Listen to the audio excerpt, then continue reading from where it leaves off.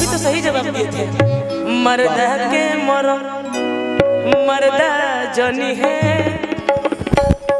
आई कौन महू काही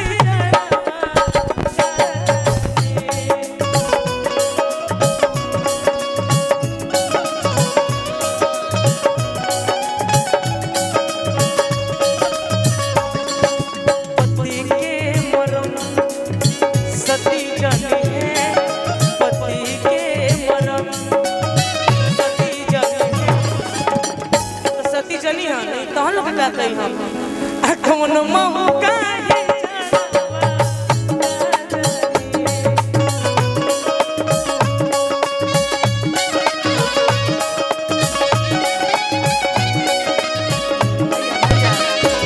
विजय जी आप आइए, आपके बुलावा तो कब से हम विजय जी आप आइए। यो गीत और अरे कि तू तो गइल महाराजा हरे घरवा में छोड़ के सहले सहला नहीं। भैया भैया भैया अच्छा हम बाबू आप लोग से पूछेंगे इस टाइम ठंडी किस वक्त ज्यादा लग रहा है? किस वक्त दोपहर या रात सुबह कब लगा था सबसे ज्यादा? भोर में भोर में हमारा तो 4 बजे सांझ के निमन लगा दिन। अच्छा ठीक है बा अरे कि तू त गइल बहरा राजा अरे घरवा में छोड़ के सहले सहला नहीं ए राजा जड़ैया राजा होर के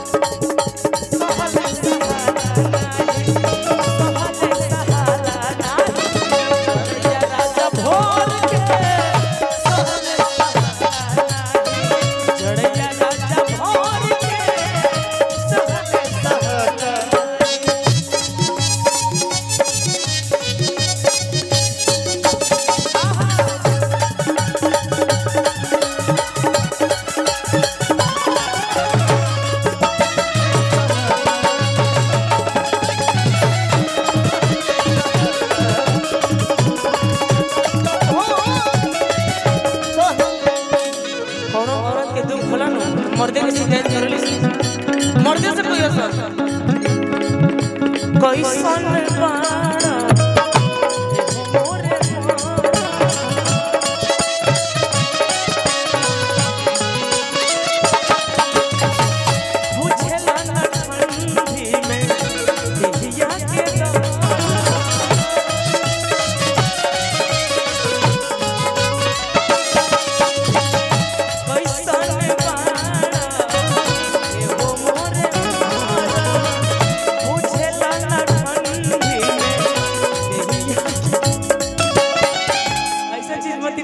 हंसी आइए नीतिका जी आइए आइए आइए आवाज भाई क्या कहला बड़ा बहुत दिन हुए हैं देखे तुझे मेरे यार तोरा लोग बिना सुमिरन अधूरा बा। हां ये लोग बिना सुमिरन हम भइल आवा वो नहीं है ये क्या ब्लू आइज वाली ब्लू आइज आइए बुलाइए उसको आओ बताइए आपको हाथ पकड़ के लाना चाहिए ना कहाँ रह गई वो एगो ठंडी और पड़ ले खिचड़िया बार कि दूध को राजा सैया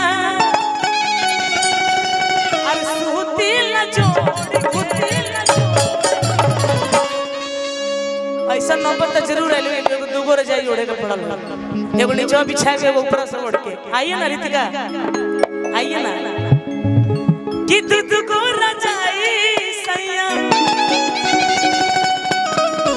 आप समय के नहीं के भी तो ठहर जाई जाए दुगो रजाई में सुतल बनी। हां हां हम तो एक लात से फेंक दिया आवाज ज्यादा लोग होनिया से पीने वाला लगला है ना। आओ आओ ये मर्द कितनी पतली है। अरे दो को जोड़ के। क्या नाम है आपका? पवन सिंह। क्या पवन सिंह? अरे भाई वो पावर स्टार है हमारे गुरु नहीं कहे जब भोजपुरी में। अरे उनके को नाम पवन है, पावर स्टार ना ना ठीक है लेकिन ये वही सब फिर वो ट्रोल हो जाए हमारा। हाँ ऐसा का पहली बार देखते हैं। हाँ वहाँ का नाम हमने कैसे ना ले सके। अरे दो को जोड़ के सहल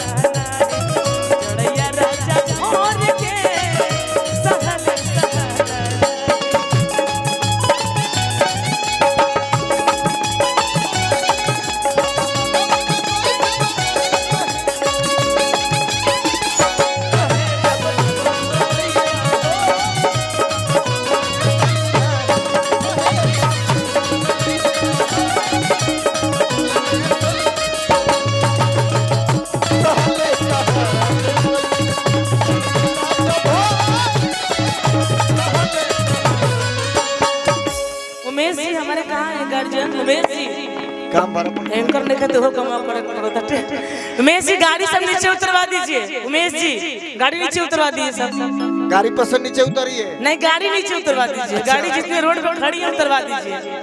आइए ना रितिका यार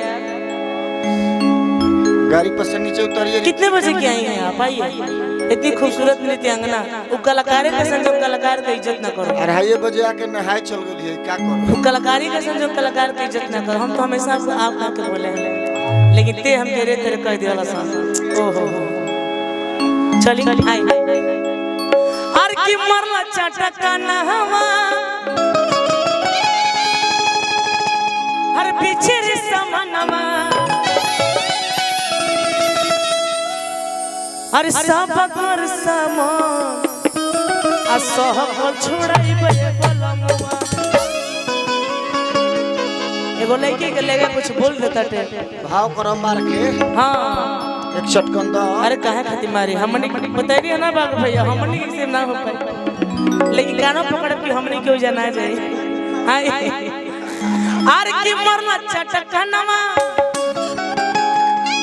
और ब्लू आइज को बुलाइए ना यार कितना अच्छी डांस करती है। ब्लू आइज? हाँ ब्लू आइज।